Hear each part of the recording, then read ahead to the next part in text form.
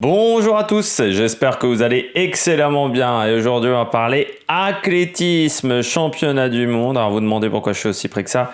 Tout simplement j'ai un petit rayon de soleil qui vient, sinon ça va être un peu compliqué au niveau de la caméra. Donc on va enregistrer en étant tout devant comme ça, tout appuyé, c'est vraiment très pratique. On va surtout parler des championnats du monde d'athlétisme qui se déroulent en ce moment et c'est le jour de faire la présentation de la journée numéro 5. Journée où il va se passer pas mal de choses, même si, si vous ratez la journée numéro 5, on ne vous en voudra pas. C'est pas forcément la journée marquante pour les Français, très clairement. Ça aurait pu être la journée marquante, mais il aurait fallu qu'il y ait plus de Français qui se qualifient à la perche. Bon. On va commencer par détailler le programme de la matinée. Alors je vais faire comme la précédente vidéo, parce que comme ça permet de la sortir plus vite.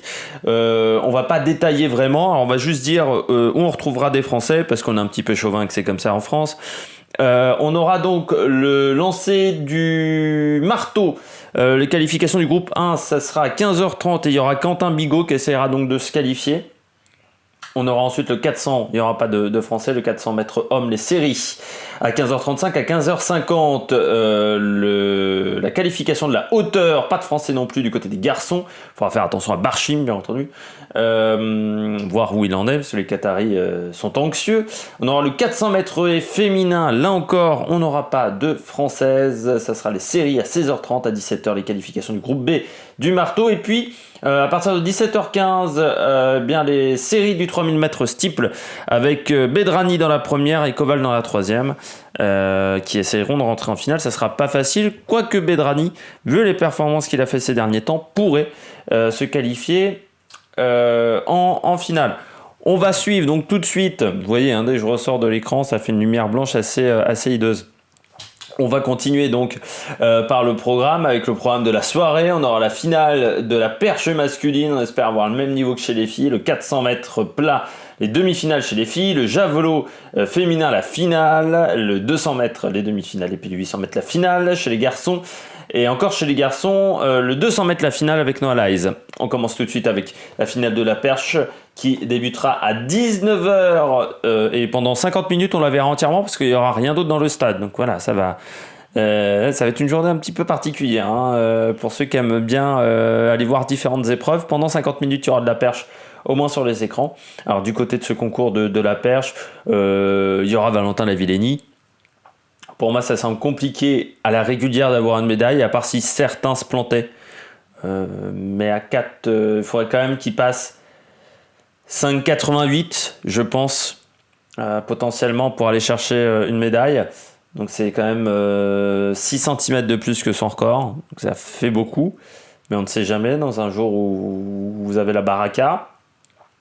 Parmi les favoris, bien entendu, le trio des trois qui ont passé 6 mètres cette saison, Lisek, Duplantis et Kendricks, l'américain, 6,06 quand même. Kendricks qui semble un peu au-dessus, mais quand même, les trois devraient être sur le podium. Se méfier quand même d'un troisième larron qui a déjà dépassé 6 mètres, c'est Thiago Braz, même si ça remonte quand même à plus de 2 ans, qui a fait quand même 5,92 cette saison. Holzdepeu, 5,80 mais qui a déjà fait 5,94 dans sa carrière, et puis Colvage 5,83 mais que j'avais trouvé très probant quand je l'avais vu en Diamond League, et moi on m'avait dit qu'il n'avait pas fait un super concours en plus ce jour-là, donc voilà, se méfier quand même de Cole Walsh, même si j'ai l'impression qu'il est un petit peu en méforme. La saison est longue pour les Américains, je le répète encore une fois. Ensuite, on continuera avec les demi-finales du 400. Il y aura une Française dans la première du 400 plat. Ça sera Déborah Sananes, ou Sanan, je crois que c'est Sananes qu'on prononce. Elle sera dans la même série que Nasser, du côté du Bahreïn, Aïn Nasser. 49-17 cette saison, déjà 49-08 dans sa carrière. Il y aura également Francis en française, on va faire comme ça, 49-92 déjà dans sa carrière, 50-76 cette saison. C'était en plus assez tôt, je crois me rappeler. Puis Nielsen, la Britannique, 50-83. Pour Déborah, elle a le moins bon temps, le moins bon record personnel. Donc voilà, il va falloir qu'elle court très très très très vite, qu'elle soit devant son record personnel, ce qui n'est jamais facile. Dans la série numéro 2, bon bah là, il n'y a pas photo. Hein. Cette série-là sera à 19h50. Hein. La deuxième série à 20h, là, il n'y aura pas photo, Shaunae Miller.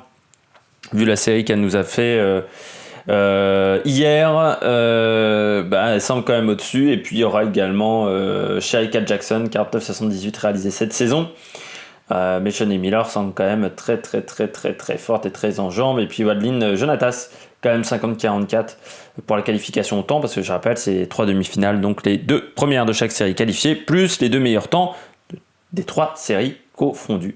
Mais voilà, ça se jouera certainement entre ces 3-là. Et puis dans la série numéro 3 qui semble un peu plus abordable, un peu plus indécise également. On a Kendall Ellis et Shakima Wimbley, que j'ai trouvé très moyenne en fin de course, Shakima Wimbley. Et puis on aura également McPherson, 49-92, déjà dans sa carrière, 50-74. Svieti Ercetic, 50-41, qui a déjà fait le 4x400 mixte, qui avait l'air plutôt en forme. Et puis Morocco, 50-59, qui a couru très très fort lors de cette série, la concurrente du Botswana. Toujours se méfier de cette concurrente, parce que voilà, c'est des concurrentes africaines. Le Botswana, en plus, il n'y a pas Nadja Lamos, donc tout le monde va vouloir aller chercher la médaille, donc voir si elle peut être ultra performante. On continue avec le javelot féminin, ça sera à 20h20. Javelot féminin sans la française Alaïs, Alexis Alaïs, qui n'a pas réussi à se qualifier. Concours qui n'a pas été facile pour elle. De toute façon, le javelot, ça a pas l'air d'être facile. Bon, peut-être l'humidité. C'est vrai que l'humidité, ça fait plus de résistance à l'air. Là, vous ne voyez plus. Hein. Le rayon de soleil s'est déplacé. Mais voilà, il faudra faire attention. Pour ce concours du javelot. Donc pour moi la favorite c'est Yui Liu, 67-98 réalisé cette saison. C'est je crois même la meilleure perf mondiale de la saison, de peu. Mais oui, c'est ça. Il faudra pas négliger aussi Kelsey Lee Barber à 67-70, Usong 66-59 qui a déjà fait 67-90. Christine Usong, qui a fait un très beau concours de qualification, j'ai trouvé, qualifié au deuxième essai. Il n'y en a que 2 qui ont passé la barre de qualification, qui était à 63-50, ce qui semblait pas très élevé, et pourtant ça a été très compliqué. Puis on n'oubliera pas quand même Kolak, la Croate, 66-42, a déjà fait 68m43. Spotakova, on a envie d'y croire, mais vu son concours de qualification, meilleur perf à 63-85 simplement cette saison, 39 ans, commence à avoir des doutes sur la capacité à Spotakova d'aller chercher une médaille. On aura ensuite le 200 mètres féminin, les demi-finales, 3 demi-finales, donc comme vous en avez l'habitude, les 2 premières de chaque série qualifiée, plus les 2 meilleur temps de toutes les séries confondues. Et bien là, dans la première, c'est la première qui démarrera à 20h35. On aura Crystal Emmanuel, on aura Annelus, Seini, Kambouji. Et heureusement qu'on a pu Marie-Josée Talou et Daphne Shippers qui n'ont pas participé à ces demi, parce que ça aurait été très compliqué de savoir à qui peut passer. Alors Seini du Niger. Bien entendu, il y aura la polémique parce qu'elle fait partie des athlètes hyper androgènes. Alors on nous a dit que être hyper androgène, ça n'apportait pas un surplus de performance sur 100 et 200 mètres. Je veux bien. Mais elle a quand même pété son chrono alors qu'elle n'en a pas fait beaucoup cette saison. Moi, de toute façon, j'ai un problème avec ce règlement de Ligue 2AF, parce que soit on interdit toutes les athlètes hyper androgènes, mais là, on est un truc entre le cul entre 2 chaises. On nous dit, oui, mais la testostérone, ça n'apporterait pas sur certaines disciplines. Les lancers, il n'y a pas de réglementation, donc c'est bien. Mais soit on nous les interdit toutes, soit on les laisse toutes. Mais là, la situation est quand même ubuesque. Moi, je serais pour qu'on les autorise toutes, parce que pour moi, être hyper androgène, à partir du moment où on considère que ce sont des femmes, et oui, il y a les fameux critères, il y a 5 ou 6 critères, je ne sais plus, pour savoir si vous êtes une femme ou un homme, si vous en respectez, je crois que c'est 5, et si vous en respectez 3, vous êtes considéré comme une femme. À part de ce moment-là, il n'y a pas de problème pour moi pour les accepter. Parce que y a d'autres athlètes aussi qui avaient des avantages physiques. Usain Bolt, on va pas interdire Usain Bolt parce qu'il était grand. Donc pourquoi on interdirait elles ne se dopent pas, voilà, ces filles-là. Elles ont un taux qui est plus élevé que la normale, tout simplement. Mais soit on les interdit toutes, faut avoir un minimum de logique, soit on les autorise toutes. Là, je trouve que la réglementation est complètement débile. On a voulu faire un cas d'école avec Casper Semenya, et je pense qu'avec Saini, ça va pas plaire à tout le monde. On va passer à la série numéro 2, où là on aura la française Carole Zahi, 22,85 cette saison, son record personnel. Ça va quand même être pas facile dans la même série qu'Ellen Thompson, qui va être la Lova. Encore là, il va être la Lova, 35 ou 36 ans, il va être la Lova. Impressionnant quand même. Et puis Dobin, la Beth Dodin, 22,50, il faudra qu'elle court au niveau de son record personnel obligatoirement. Voire même moins vite que son record personnel pour se qualifier. Moi, je dirais 22,60. Donc, ça fait quand même 22,60, 22,65. Donc, ça fait quand même 2 dixièmes en dessous de son record personnel. Ça me semble compliqué. Et puis, dans la série numéro 3 qui partira à 20h51 précisément, eh bien, on aura Dina Asher-Smith qui semble très, très, très, très forte parce qu'en série, elle était pleine de maîtrise. Et puis, on aura Bass de la Gambie, 22,58. Bryant.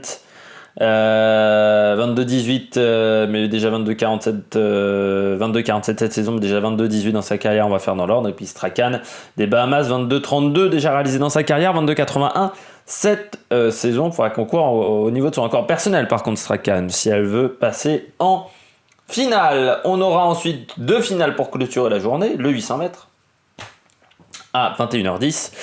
Une finale qu'il faut regarder parce qu'il y a une grosse densité sur 800 mètres comme toujours. Ça fait partie des disciplines où on sait qu'il y a beaucoup de concurrents, qu'il n'y a pas forcément un concurrent qui domine et que selon la forme de course on peut avoir des surprises. On s'aperçoit que tous les concurrents qui sont dans cette finale ont tous couru moins d'une 45, c'est maintenant obligatoire.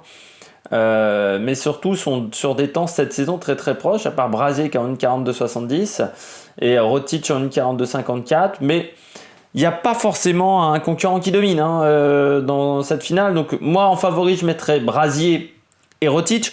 Brasier parce que j'ai l'impression que même si ça court tactiquement, il saura s'en sortir. Rotich peut-être moins. Se méfier de Touka.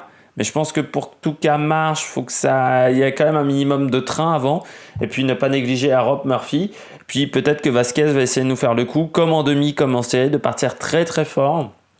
Et de voir que ça tienne jusqu'à combien de mètres. Et il a quand même un record en 1,43,83 Vasquez, qu'il a fait il n'y a pas si longtemps que ça.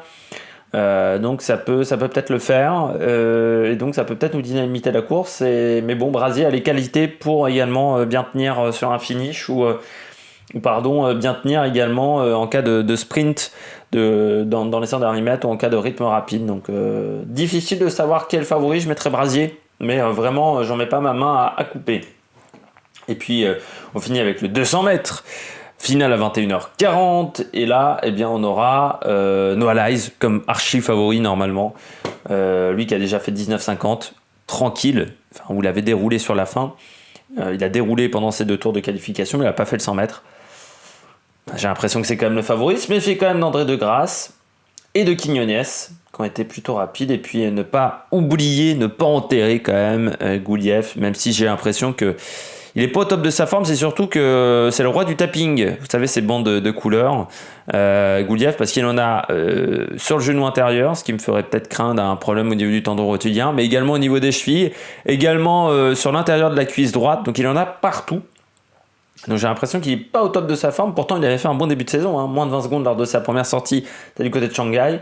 Depuis, c'est un peu plus compliqué. Et puis on n'oubliera pas également Adam Gemili, qui est le seul qui n'a pas couru en moins de 20 secondes avec Gréau dans cette série, mais il l'a déjà fait dans sa carrière. Comme Gréau, de toute façon, tous les concurrents qui sont dans cette finale ont un personal best en dessous de 20 secondes, ce qui est, je crois, peut-être une première en finale des championnats du monde, ce qui veut peut-être nous dire que ça va courir vite. Eh bien, j'espère que vous avez aimé cette vidéo. N'hésitez pas à vous abonner, n'hésitez pas à réagir dans les commentaires.